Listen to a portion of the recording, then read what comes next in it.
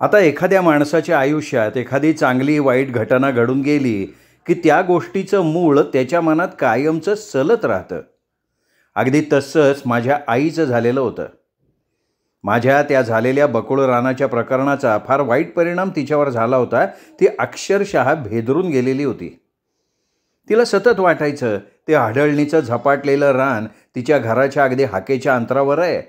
तसंच त्या रानाजवळच झपाटलेलं लहानसं पोपटाचं रानही होतं. ह्या पोपटाच्या रानात एकट्या दुकट्या माणसाला एक लहान मुलगी येऊन झपाटते अशी वदंता होती. आता या दोन्ही जवळच्या झपाटलेल्या रानांमुळे आमच्या घराच्या बाजूला तसा गावातल्या माणसांचा वावर फार कमी होता. कोणी गावातला माणूस कुठल्या कामाला इथे आला की प्रथम तो सरळ आमच्या घराकडे यायचा. इथे तिथे म्हणून तो भटकायचाच नाही. कधी संध्याकाळ झाली आणि आमच्या त्या घराच्या बाजूला समजा एखादं भटकं कुत्रं आलं की आम्ही टाकलेली एखादी भाकरी खाऊन नंतर रात्रभर ते आमच्या फाटकाजवळ बसून रडत राहायचं. त्यामुळे माझी आजी कधी एखादं भटकं कुत्रं आमच्या फाटकाजवळ आलं की त्याला ती चक्क दगड उचलून दूर हुलकावून द्यायची. माझ्या आईला माझं हे पाऊस पिसं वेड तसंच निसर्गाचं वेड माहीत असल्यामुळे तिला सतत भीती वाटत असे की मी माझ्या लहान वयामुळे बकुळीच्या रानात जे काही माझ्याबरोबर घडलं ते सगळं विसरून मी पुन्हा त्या रानात जाईन.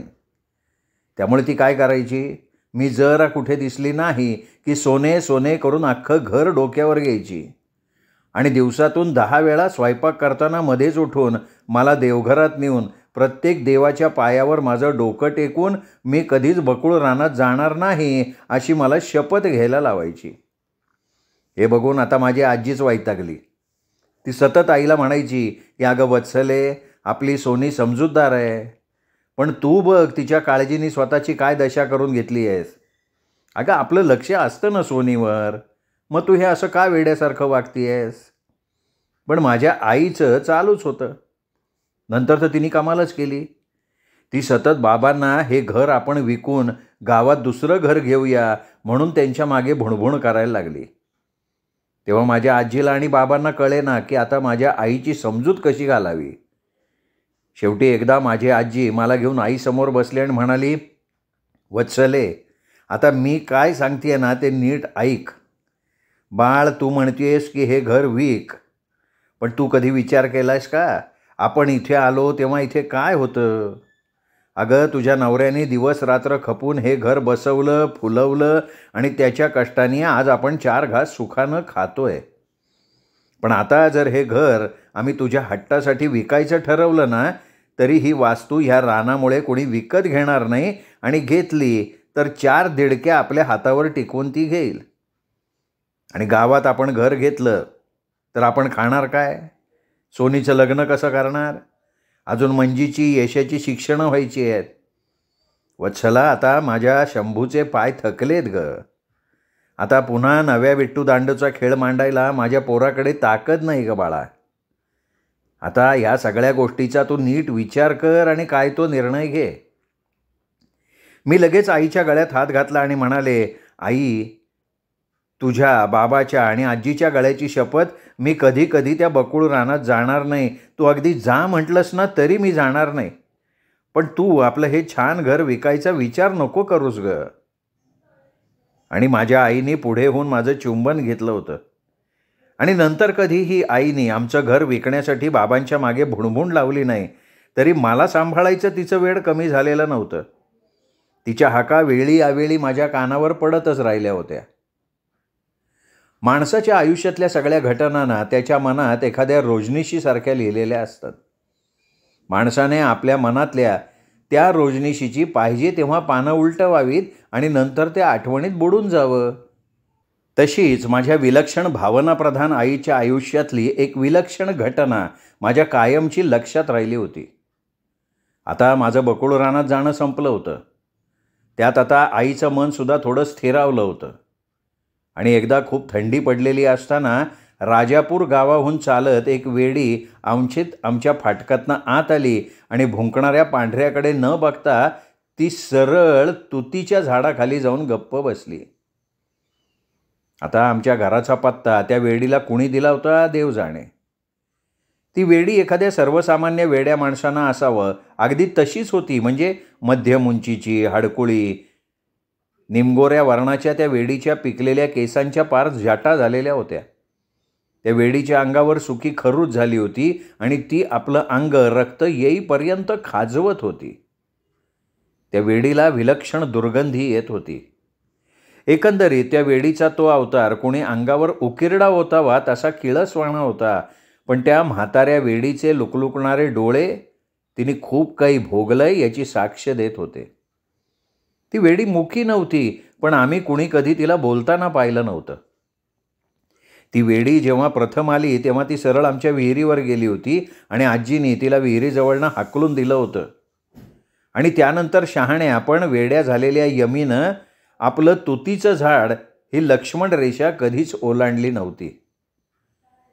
तसं बघता माझ्या आजीचं यमीवर ते असं ओरडणं अगदी बरोबर होतं. आमच्या घराचे सगळे व्यवहार आमच्या विहिरीवर चालायचे. आमच्या देवघरातले सगळे देव सकाळी ह्याच विहिरीवर आंघोळ करायचे.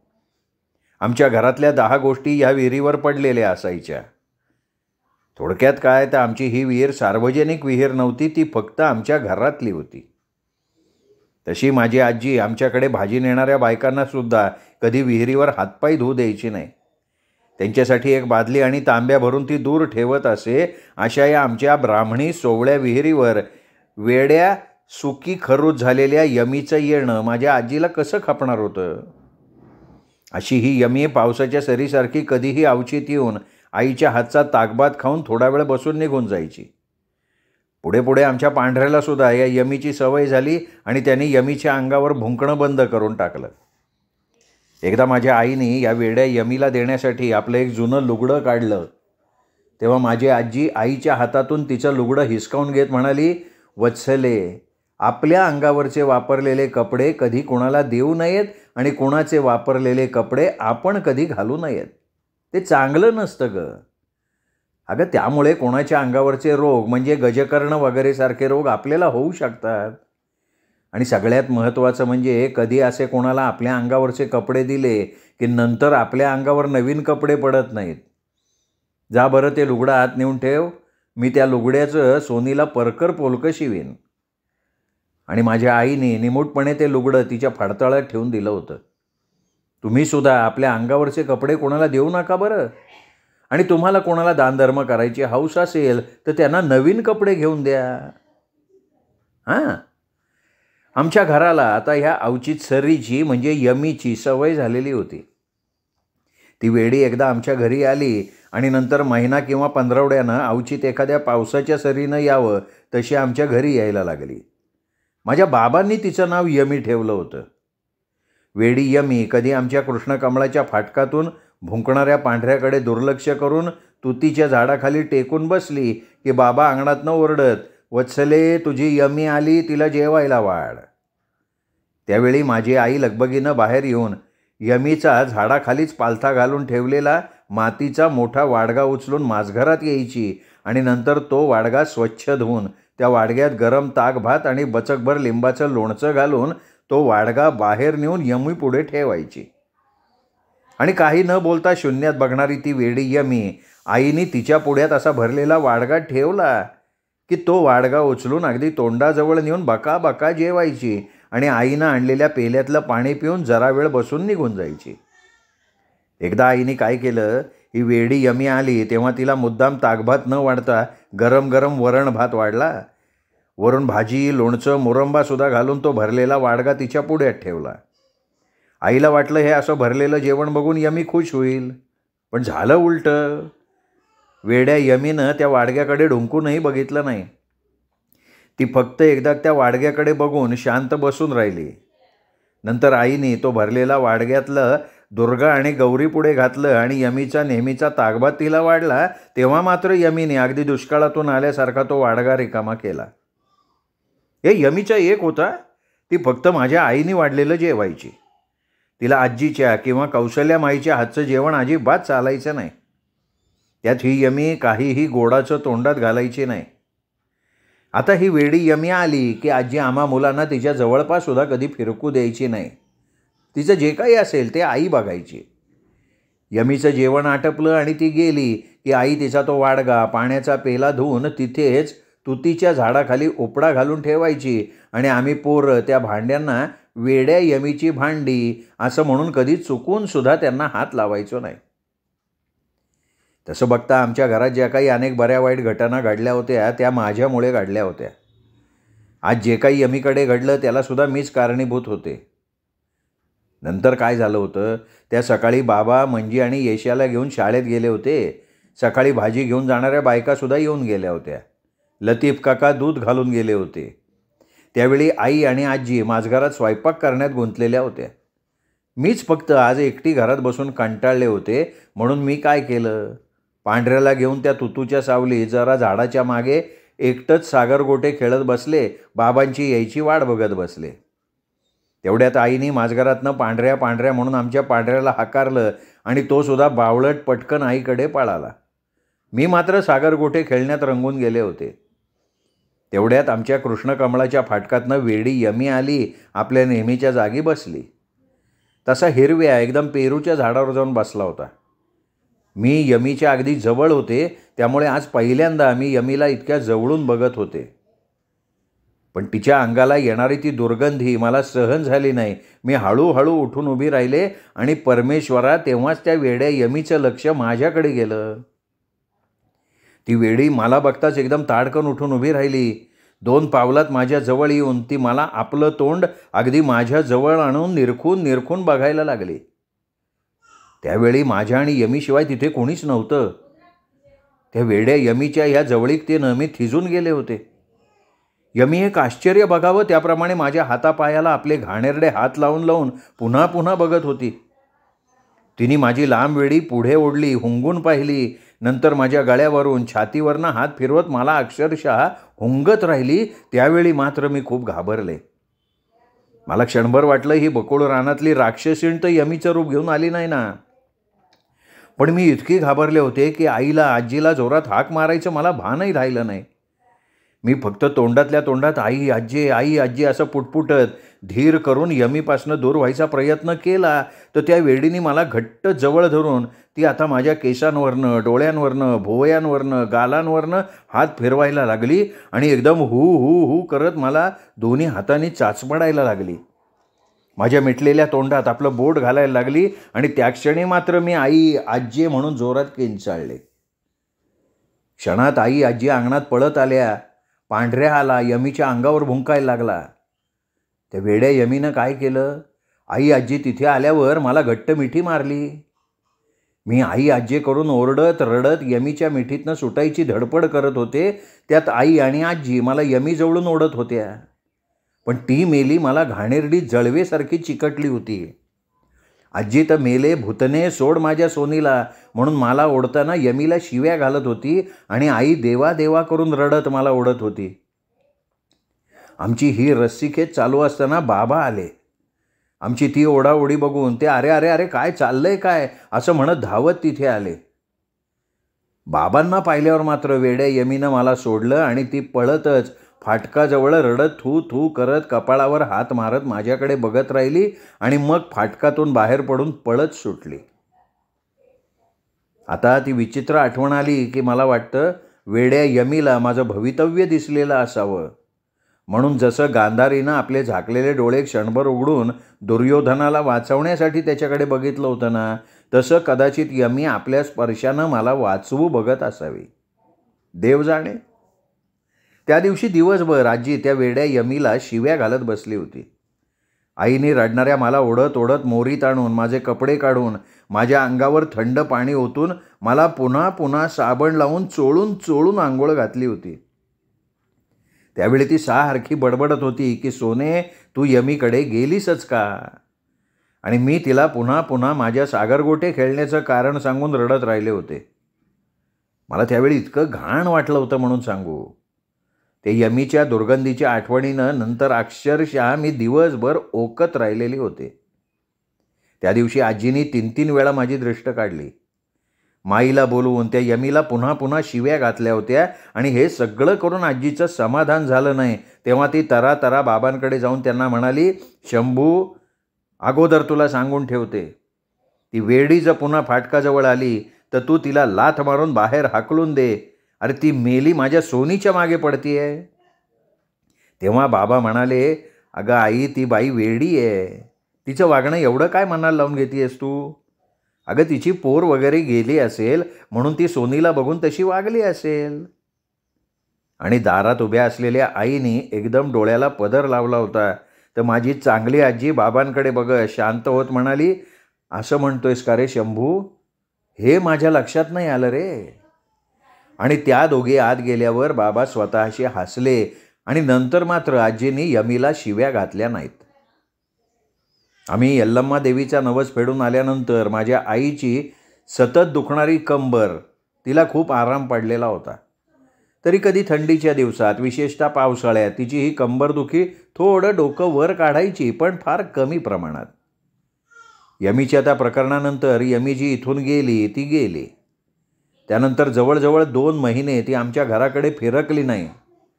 आणि एकदा मी माझ्या आईच्या दुखणाऱ्या कमरेला बाम लावून सोडत असताना बाबा आत येऊन आईला म्हणाले, वत्सले, तुझी यमी आली आहे, तिला वाढ आणि तिला जाऊ दे.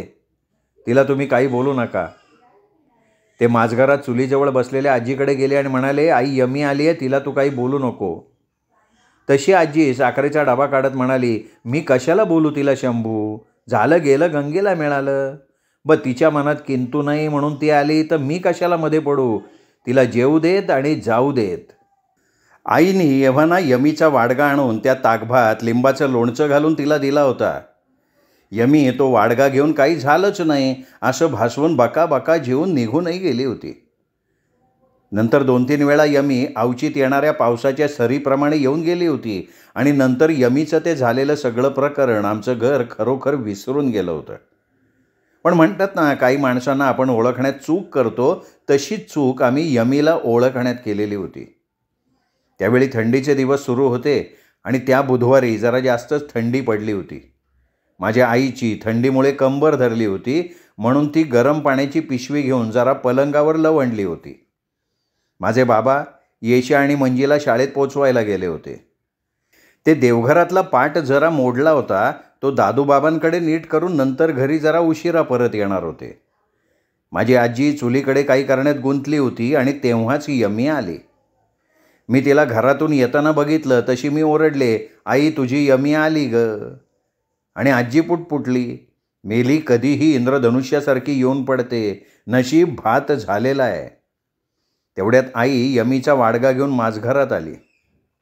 तशी आजी तिला म्हणाली, वत्सला, मी सकाळी माझं लुगडं बादलीत भिजवून ठेवलंय, ते जरा पिळून येते, तोपर्यंत तू त्या वेडीला वाढून घे. त्यावेळी मी आजीनं मला सुपात दिलेले तांदूळ वेचीत 4 तोंडात टाकत माझघरात बसले होते. माझं तोंड चाललेलं बघून आजी मला जाताना म्हणाली, सोने, 4 तांदूळ खाण्यानं पंडुरोग होतो, माहिती आहे ना? एवढं बोलून आजी मागील दारी गेली आणि इकडे आईनं आपली दुखरी कंबर घेऊन यमीचा वाडगा ताकभातानं भरला, वरून लिंबाचं लोणचं घातलं आणि ती तो भरलेला वाडगा घेऊन यमीजवळ गेलेली होती. आई तो वाडगा यमीसमोर ठेवण्यासाठी वाकलीच होती की तेव्हाच तिच्या दुखऱ्या कमरेतनं कळ आली होती आणि तिच्या न कळत यमीचा तो जुना मातीचा वाडगा आईच्या हातातून जोरात खाली ठेवला गेला आणि तो मधोमध फुटला. वेड्या यमीचं गरम गरम अन्न त्या मातीत मिसळलं गेलं. माझ्या आईला काही कळण्यापूर्वी हे सगळं होऊन गेलं होतं. माझी बिचारी आई एकदम बावरून तिथे जमिनीवर बदकन बसली आणि म्हातारी यमी एकदम संतापानं उठली. तिने ते मातीत पडलेलं अन्न उचललं आणि संतापानं दात ओठ खात माझ्या आईच्या अंगावर ते उडवायला लागली. तिला लाथा घालत, आपल्या बोबड्या भाषेत तिला शिव्या देत, ती अन्नानं भरलेली माती आईच्या डोक्यावर, अंगावर टाकत आईला मारतच सुटली.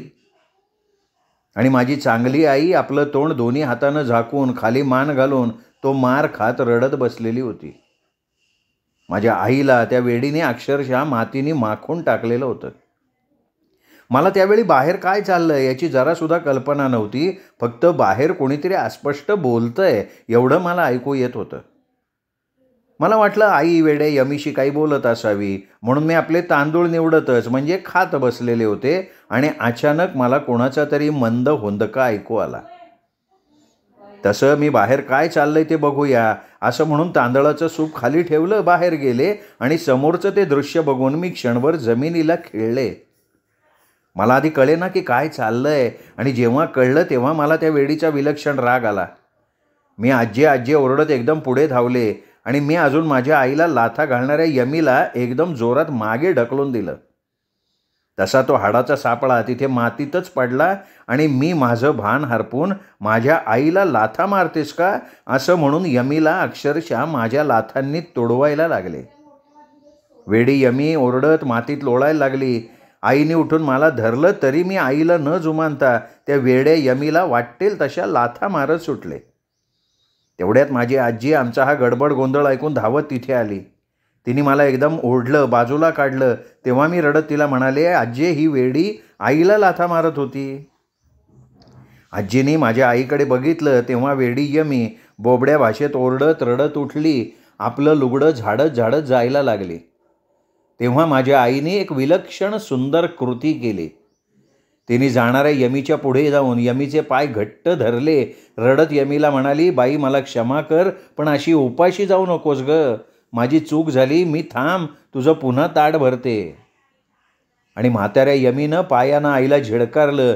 ते रागानं बोबडे बोबडे ओरडले, तू मना रडवनस, तू पण असा रडीत रडीत मरशीन. तसा मी आजीकडनं माझा हात ओढून घेतला. पुढे झाले. यमीच्या तोंडात एक ठेवून दिली. यमी माझ्याकडे बघत किंचाळली, तुझा तर वाटुळा होईन, तू रागात ओकून मरशीन हे महाध्यानात ठेव तू. आजीनी यमीला लोटत फाटका बाहेर काढलं आणि ती यमीवर ओरडली, मेले, परत तू कधी आमच्या फाटकाकडे आलीस ना, तंगडी तोडून हातात ठेवीन, अवदासा मेली. आणि आजीने धाडकन फाटक लावून घेतलं. नंतर मी आणि आजी आईला तिने यमीचे पाय का धरले म्हणून खूप बोललो होतो. जेव्हा बाबा घरी आले आणि त्यांना जेव्हा हा सगळा प्रकार कळला तेव्हा त्यांनासुद्धा यमीचा प्रचंड राग आला होता. ते आजीला म्हणाले, आई अगं हिला वेडी म्हणता म्हणता ही आमच्या डोक्यावरच बसली की. त्या दिवशी आमचं सगळं घर त्या वेड्या यमीवर प्रचंड चिडलेलं होतं. एकट्या माझ्या आईला आपल्या चुकीमुळे यमी उपाशी गेली हे मनाला लागलेलं होतं आणि त्या गोष्टीचं प्रायश्चित्त म्हणून तिने त्या दिवसापासनं ताक पिणं सोडून दिलेलं होतं. कधी माझी आजी रागानं बाबांना म्हणायची, शंभू ऐकतोस रे, मी आता त्या भाजी नेणाऱ्या बायकांना जास्तीचं ताक देते, कारण तुझ्या बायकोचा जगा वेगळा यमीच्या ताकाचा उपवास चाललाय ना. पण बाबा काही बोलायचे नाहीत. त्यानंतर अनेक महिने गेले तरी वेडी यमी आमच्या कृष्णकमळाच्या फाटकाजवळ फिरकली नव्हती. आम्हाला वाटलं आता वेडी यमी इथे कधी येणार नाही, पण माझ्या चांगल्या आईनं एक नवीन वाडगा आणून वेड्या यमीचा पेला आणि तो वाडगा त्या आमच्या तुतूच्या झाडाखाली उपडा घालून ठेवला होता. पण आईबरोबर वेड्या यमीची वाट बघत तो नवीन वाडगा आणि जुना पेला अजून तसाच त्या झाडाखाली पालथा पडून होता. ही वेडी यमी मला आणि आईला असं वेडवाकडं बोलून गेली आणि नंतर त्या मेल्या यमीची आमच्या घराला जणू दृष्टच लागली होती. एकतर आत्ताच माझ्या बकुळ रानाच्या प्रकरणामुळे अख्ख्या घरानं मनस्ताप भोगला होता. त्यानंतर लगेच हे यमी प्रकरण झालं होतं. त्यामुळे आजी सारखी पुटपुटत होती की एक गोष्ट या घरात धीड होत नाही. मेली जेवून खाऊन आम्हालाच बोलून गेली. तो वत्सलाचा खवीस बाप पोरीला आशीर्वाद द्यायचा सोडून शाप घालून गेला आणि ती बकुळ रानातली हाडळीन माझ्या सोनीच्या मागे लागली. रामा रामा रामा, आजकाल चांगल्याचा जमाना राहिलेला नाही आहे. आजीचं एक होतं, तिला मनस्ताप झाला ना की ती बडबडत बसायची. त्या यमीच्या प्रकरणाच्या दिवशी बाबा देवघरातला पाट दुरुस्त करायला दादूबाबांच्या घरी गेले होते. तेव्हा माईनी त्यांना एक कागदी लिंबाचं रोप दिलेलं होतं. त्या दिवशी घरी आल्यावर बाबांनी यमीचं ते सगळं पुराण ऐकल्यावर ते उठले आणि मागच्या अंगणातल्या नारळाच्या झाडाच्या थोड्या अंतरावर ते कागदी लिंबाचं रोप लावण्यासाठी जमीन खोदायला लागले. तेव्हा त्यांना तिथे काहीतरी आहे असं जाणवलं. तसं त्यांनी हाताने माती उकरून बघितली तर त्यांना तिथे अगदी पोलपाटापेक्षा मोठी अशी जुनी पितळेची शंकराची पिंड मिळाली होती. ती नंदी आणि शेषनाग असलेली पिंड आता फार काळी पडली होती. माझ्या बाबांनी ती अगदी कपाळाला लावून लावून आजीला आईला दाखवण्यासाठी घरात आणली तेव्हा आजी बाबांना म्हणाली, अरे शंभू, बाहेर मिळालेली कुठलीही वस्तू अशी भस करून घरात आणू नये रे, अगदी देवाची पिंड असली ना तरीसुद्धा. आणि हे बघ, काही काही वस्तू धार्जिण्या नसल्या की अशा पुरून ठेवल्या जातात, म्हणून त्या शुद्ध करून नंतर घरात आणाव्या लागतात बाबा. बाबांनी नंतर ती पिंड विहिरीवर नेऊन अगदी चिंच लावून लावून साप घासली तरीसुद्धा ती काळीच होती. नंतर त्यांनी त्या पिंडीवर गोमूत्र शिंपडून दुधाचा अभिषेक घालून ती पिंड देवघरात आणून आमच्या गणपतीला मागे लोटून देव्हाऱ्यात सगळ्यांच्या पुढे ठेवली होती. आणि त्याच रात्री बाबांना स्वप्न पडलं. त्यांनी पाहिलं की मी त्या पिंडीसमोर बसून पूजा करत होते. अचानक ती पिंड मोठी मोठी होऊन त्या पिंडीला एक भयानक तोंड फुटलं आणि त्या पिंडीनं आपल्या त्या फुटलेल्या तोंडानं मला पटकन गिळून टाकलेलं होतं. माझे बाबा एकदम सोने सोने करत दचकून उठले आणि त्यांनी नंतर त्या एवढ्या मध्यरात्री ती पिंड उचलून माझ्या सोनीला गिळतेस का असं म्हणून सरळ ती पिंड आमच्या विहिरीत फेकून दिली होती. हे सगळं आम्हाला कळाल्यावर मला अचानक जाणवलं बाबांची माझ्यावर किती माया आहे. त्यांनी माझ्यासाठी देवाची सुद्धा पर्वा केलेली नव्हती. त्या रात्री माझी आजी माझी दृष्ट काढत पुटपुटली, हे सगळेजण मेले, माझ्या सोनीच्या मागे का हात धुवून लागले. पण त्यावेळी माझ्या म्हाताऱ्या आजीला माहिती नव्हतं की ही फक्त आत्ता सुरुवात झाली होती आणि या सुरुवातीचा शेवट किती भयंकर होणार होता. अशा या एकापाठोपाठ एक घडणाऱ्या वाईट घटनांनी नाही म्हटलं तरी आमचं घर जरा ढवळून निघालं होतं आणि त्याचा सगळा दोष आजी येऊन जाऊन त्या यमीला देत होती. 8 दिवस गेले, नंतर सगळं काही थोडंफार सावरलं. तरी माझ्या आईचा यमीच्या ताकाचा उपवास मात्र तसाच चालू होता.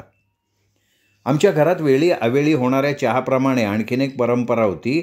आमच्या घरात दुपारी कुठलंही जेवण असलं तरी आई एका ताटात थोडं थोडं जेवण वाढून ते घासघास जेवण आमच्या गौरी आणि दुर्गीला भरवताना पुटपुटायची, हे इवलंसं गरम आहे तवर घ्या खाऊन. आणि ते मुके जीव देखील जणू आईचं सांगणं समजल्याप्रमाणे आईच्या हातचं ते इटुकलं भराभरा खाऊन घ्यायचे. मला हा सगळा आईचा मोठा मूर्खपणा वाटायचा, कारण माझे बाबा नेहमी गौरी दुर्गी पुढे हा एवढा चारा घालायचे. त्या झाडांची पानं, गळलेली पक्ष्यांनी खाल्लेली फळं त्या गट्ट करायच्या ते, आणि ते नंतर एवढं होऊन दिवसभर त्या चरत असायच्या ते वेगळंच. पण माझ्या आईचं त्यांना हे इटुकलं जेवण भरवणं मात्र चालू असायचं. एकदा मी त्याबद्दल आजीला विचारलं तर ती मला म्हणाली, सोने, हे तू तुझ्या आईला विचार, कारण प्रश्न तिच्या दुर्गीला आणि गौरीला जेवण घालण्याचा आहे, म्हणजे त्याचं उत्तर तुझ्या आईजवळ असेल ना.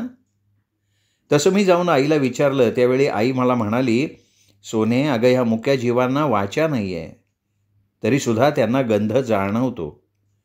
पण ह्या सगळ्यात महत्त्वाचं म्हणजे आपण त्या गायींचं दूध पितो, म्हणजे त्या आपल्या गायी माता आहेत. जसं पूर्वीच्या काळी ऋषी माता असत ना तसं. अगं मी यांना इवलासा घास भरवते, त्या घासातली माया त्यांना जाणवते. आपण देखील या कुटुंबातले एक आहोत ही संवेदना त्या घासामुळे त्यांना होते, आणि आपल्या घरात काही शिजलं तर ते खाण्याचा हक्क मी त्यांना देते. सोने, अशा मायेची या मुक्या जीवांना फार गरज आहे ग. आणि मला त्यावेळी जाणवलं, माझ्या आईच्या त्या इटुकल्या जेवणाला जरा उशीर झाला की गौरी दुर्गी किती हांबरून आरडाओरडा करतात. आणि याचाच अर्थ त्या मुक्या जीवांना त्या घासाचं महत्त्व माहिती होतं, पण आम्हाला ते महत्त्व माहिती नव्हतं. श्रोते हो, तुम्ही ऐकताय आयडा बॅरेटो लिखित सोनसळी ही कादंबरी. आजचा हा भाग इथेच संपला. उद्याचा भाग ऐकण्यासाठी भेटूयात दीपक रेगे कथाकथन चॅनलवर. तोपर्यंत नमस्कार श्रोते हो.